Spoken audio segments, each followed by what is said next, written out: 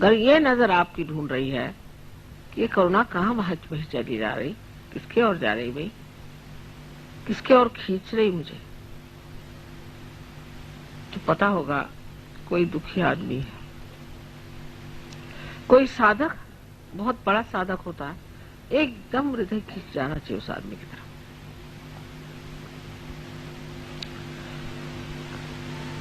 और ये करुणा ही सब आपको सुमति भी देती है और स्मृति भी देती है, मेमोरी देती है। क्योंकि जितनी निकटता करुणा से आती है उतनी किसी भी रिश्ते से नहीं आती। ऐसी विशेष चीज है करुणा। और इस करुणा में अपने को लीन कर लेना, इस ममत्व को लीन कर लेना ही सहयोग में उन्नति का मार्ग है। जो कि मैंने कभी नहीं कहा कि आप अपने बाल बच्चे छोड़ दो, घर छोड़ दो और घर से निकल के अपना जितना पैसा कौड़ी मुझे ला के दे दो, घर बेच दो, बीवी को भी बेच दो, बच्चों को बेच दो, सब पैसा मुझे दे दो। ऐसे ही कहते हैं ना साधु संत जो आजकल निकले। लेकिन इनके उल्टे सहयोग है। आप जैसे भी हो, जहां भी हो, अंदर ही अंदर बढ़ते जाओ। वो अंदर देखे बगैर तो नहीं होगा। फिर ये सोचना है कि क्या मैं करुणामय हूं? किसी को अगर कुछ है, अब उससे कहा कि नहीं भाई इस बार नहीं हो सकता, बहुत बुरा मान जाते। माने सारा ममत्व अपने ही बारे में, मुझे क्या मिलना है, मैं क्या पाऊंगा, मुझे क्या लाभ होगा। लेकिन ममत्व बाहर नहीं। कौन किस दशा में कैसा भी हो, करुणा अपना रास्ता खुद ही ढूंढ लेती है बड़ी सुंदरता से। वो बड़ा आनंददायी है। करुणा का पाना, उसमें बहना और करुणा में अनेक तरह के कार्य होना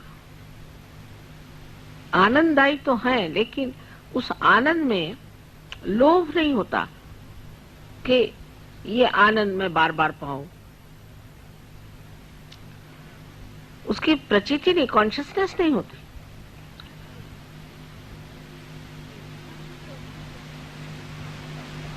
कर दिया, हो गया, हो गया। जैसे संगीत को सुन लिया, मजा आ गया, वहीं खत्म हो गया। उसी तरह से कोई काम है, कर दिया, खत्म। लीन हो जाती चीज। अब चौथी जो हमारे अंदर नाड़ी है, वो अत्यंत महत्वपूर्ण है हृदय में। और वो चौथी नाड़ी कुंडलिनी के जागरण से ही जागृत होती है और लेफ्ट विशुद्धि से निकल के और मस्तिष्क में जाकर के कमल को खिलाती है। जब हमारा चित्त इन सब चीजों में लीन हो जाता है तो जैसे कि इस कमल में जीव आ जाता हो या इसमें कोई शक्ति आ जाती हो, या ऐसा समझ लीजिए कि जैसे कोई एक पौधे में पानी पड़ जाए तो वो जैसे अपने आप बढ़ता है, इसी प्रकार ऐसा शुद्ध चित्त जिस मनुष्य का हो जाता है उसके हृदय की कली खिलती है और वो कमल रूप होकर के सहस्त्रार में छा जाती है। फिर उसका सौरभ, उसका सुगंध चारों ओर फैलता है और ऐसा मनुष्य एकदम नतमस्तक हो जाता है। एकदम नतमस्तक होकर के सबके सामने झुका रहता है। कोई अगर कहता है कि आपने बड़ा मेरा काम कर दिया, बड़ा ये चमत्कार कर दिया, तो वो चीज छूती नहीं।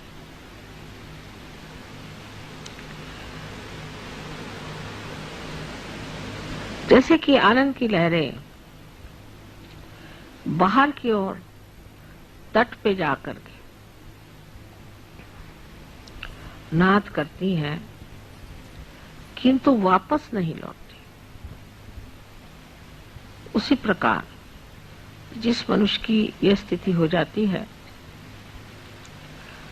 उसका सारा कार्य बाहर निनाद करता है, आवाज करता है, उसका असर बाहर दिखाई देता है तट पर। उसके अंदर इसका कोई भी परिणाम नहीं आता, ख्याल भी नहीं आता, विचार भी नहीं आता। अब आप लोग कभी कभी, अभी आपने आगत स्वागत गाना शुरू किया तो मैंने सोचा किसी और का कर रहे क्या, मैं इधर उधर देख रही थी किसके लिए गा रहे हैं, किसका स्वागत कर रहे हैं। मुझे डर लगता है कभी मैं भी आपके साथ न गाने लग जाऊं। कभी आप लोग मेरा जय जयकार करते हैं तब तो मुझे बहुत ज्यादा डर लगता है कि मैं भी नहीं कहीं जय माता जी शुरू कर दूं। वाकई ऐसे छूता नहीं। जो भी आप कहते हैं, जो भी आपके निनाद हैं, वो और दूसरे तट पे जाकर छू जाएंगे, तो मेरे तक छूते ही नहीं, मुझे आते ही नहीं। हाँ, उससे हो सकता है कि अंदर बैठे हुए देवी देवताएं खुश हो जाएं और वो चैतन्य को बहाएं या कुछ करें, उस तट पर पहुंच सकता है। पर जहां तक मेरा सवाल है, मुझे कुछ उसका आभास भी कभी नहीं होता कि आप मेरे जय जयकार गा रहे हैं। मैं शायद वहां हूं ही नहीं। यह दशा शायद अभी इतनी पोषक ना हो आप लोगों के लिए। लेकिन एक बात जरूर है कि आप जब स्तुति गाते हैं, देवता खुश होते हैं, आपके अंदर के देवता भी प्रसन्न हो जाते हैं और आपके लिए अनंत राशि से, अनंत नाड़ियों से कितने तो भी तेज पुंज ऐसे प्रकाश के किरण आपके अंदर छोड़ते हैं। आपने फोटोग्राफ्स में देखा होगा ये कितनी मेहनत करते हैं आपके लिए। तो आपके लिए भी बहुत आवश्यक है कि वो जब इतनी हमारे लिए मेहनत कर रहे हैं तो हमें भी इस शुद्धता को पाना चाहिए। तो पहले जो शरीर हम इसको धिक्कार रहे हैं, जिसको हम मान नहीं रहे हैं, वही शरीर जा करके एक यज्ञ हो जाता है।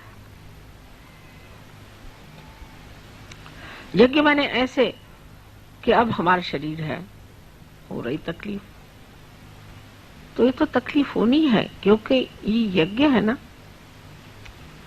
अच्छी बात है, जैसे कि काष्ठ का जलना यज्ञ में जरूरी है, उसी तरह इस शरीर का भी जलना यज्ञ में जरूरी है। लेकिन सहयोग में सबसे बड़ी बात यह है कि ये जो कृतयुग शुरू हो गया आपके पूर्व पुण्य से, आपको बहुत तकलीफ तो कुछ होती नहीं खास। सब सामने चीज आके खड़ी हो जाती, सब साक्षात्कार होते रहता है। आप कहते हैं चमत्कार हो रहा है, सब चीज आपको सुलभ में मिल जाती, बहुत से काम आपके सरल सहज हो जाते। शोभना सुलभ गति कहा जाता है कि आपके शोभायमान इस तरह के जीवन में अत्यंत सुलभता से आप इसे प्राप्त कर सकते हैं। कोई भी अशुभ काम करने की, अशोभनीय काम करने की जरूरत है। तो ये एक तरह की बड़ी सूक्ष्म माया भी है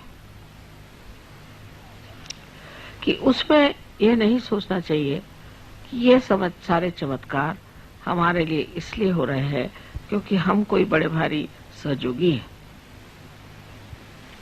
लेकिन ये सोचना चाहिए कि ये चमत्कार इसलिए हो रहे हैं कि हमारे अंदर विश्वास परमात्मा के प्रति, शिव के प्रति और कुंडलिनी के प्रति दृढ़ हो जाए, इसलिए चमत्कार हो रहा है। और इसको दृढ़ता करने का कार्य यही है कि हम अपने चित्त को शुद्ध करें, क्योंकि शिव चित्त स्वरूप है। उनके चित्त की शक्ति को चित्ती कहते हैं। वो चित्त है। चित्त है माने कि जो चैतन्य चारों तरफ आप जानते हैं, उस चैतन्य का जो चित्त है वो शिव का प्रसाद है, वो शिव का तत्व है। माने सारे संसार में उनका चित्त फैला हुआ है। और जब आप कहते हैं कि चमत्कार हो गया, ये चीज घटित हो गई, तब ये जान लेना चाहिए कि ये जो चित्त है, जिसे हम चित्ती कहते हैं, उसने ये कार्य किया। अणु रेणु हर चीज में उनका चित्त है। लेकिन चित्त का मतलब ये होता है कि वो साक्षी है, देख रहे हैं। चित्त का मतलब होता है वो साक्षी है, देख रहे हैं। और कार्यान्वित जो है वो ब्रह्म चैतन्य। लेकिन जैसे कि संगीतकार, जब आपने कल देखा या जब देखते हैं, वो सामने को देख करके बजाता है।